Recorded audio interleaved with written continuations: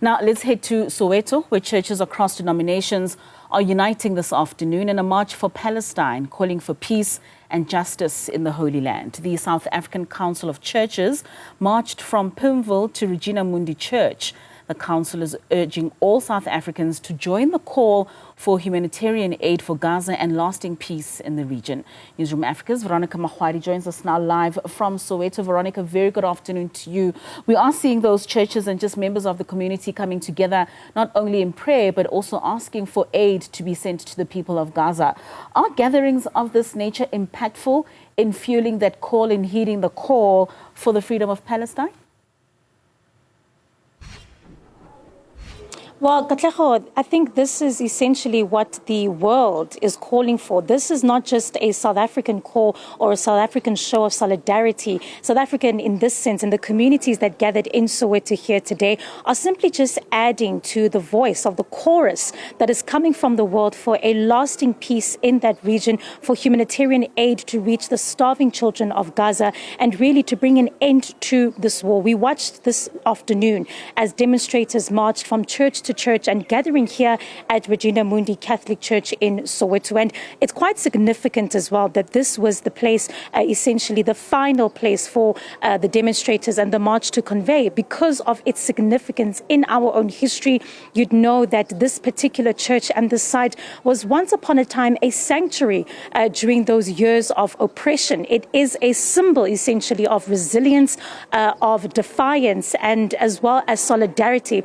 And that's exactly what we saw taking place in the streets of Soweto today, Katlego. A lot of solidarity, individuals from all sorts of walks of life, but particularly what stood out was those from the faith, different denominations from the Christian churches. We saw nuns, some from the Anglican, Catholic, Methodist, and as well as various other religions. We saw as well Jews for a Free Palestine, that organization taking part in the demonstrations today for a single voice, for peace in Palestine. We know that the march was, of course, led by the South African Council of Churches, who said that today's demonstration is not a political march, but rather it is both a moral as well as a spiritual stand against what the council has described as the dehumanizing reality, essentially, of what is taking place and the reality of occupation and war. And somebody who has seen firsthand that dehumanizing, state, that element, and really the terror that is taking place in Palestine is Kerry Shalva. I'm joined by her, and she is one of the 6 South African activists that were on the global summit flotilla and that we essentially were, detained. Kerry, thank you for your time. You joined this demonstration from the very onset, watching through the streets of Soweto, singing and speaking to some of the residents today about the importance of solidarity. Absolutely. I think it's been an absolute honor as well, yet again, to join with ordinary people who are taking to the streets for various different motivations, but nevertheless all united around this common demand that Palestine should be free. And so it's really been wonderful to be here today. And I can't imagine having to go through what you went through when your ships were intercepted and obviously being detained and right immediately after going back to the streets. But there was something in particular that you said during the march when you said it's not really about, what happened to you as individuals, but rather that conviction to say we must continue bringing that voice to the fore. Absolutely. I think what we've been saying all along with this flotilla is that while, of course, individuals make up the flotilla, it is us who are on the boats and all the people around us who really supported us to make it possible. But really what we wanted with this flotilla was, as you say, first to break the siege, to open a humanitarian corridor, but to keep all eyes on Gaza. And so even as we were we were abducted by the Israeli occupation forces, we were then put in a very notorious prison about 70 kilometers from the border of Gaza. And all along, though, we knew that however we were treated, nothing compared to what Palestinians are subjected to in those very prisons. And we could actually get some evidence of that because the Palestinians who had been detained in those cells had written stories and their messages on the walls. And so, and also we could see in other parts of the prison what looked like bloodstains. So it made it very real, that what we were experiencing, and remembering then what Palestinians experience in those prisons.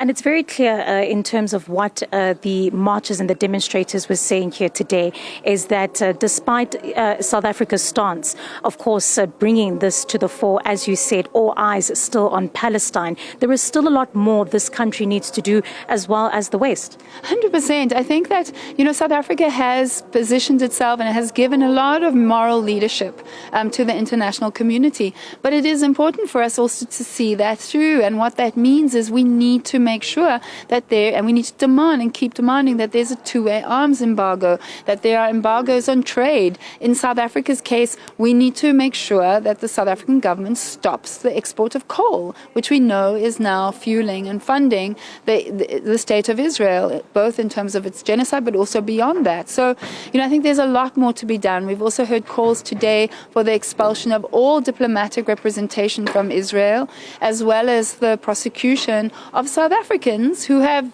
chosen to go and serve in the Israeli occupation forces. So there's a lot more that we need to do. And I'm encouraged by the fact that of protests like today and others that make it clear that ceasefire deal or not, we will continue the pressure until Palestine is free. And that was going to be my next question. The big thing about this ceasefire is people will be looking towards those humanitarian corridors, making sure that aid does get to those that need it most. But we know often that this is often a very fragile truce.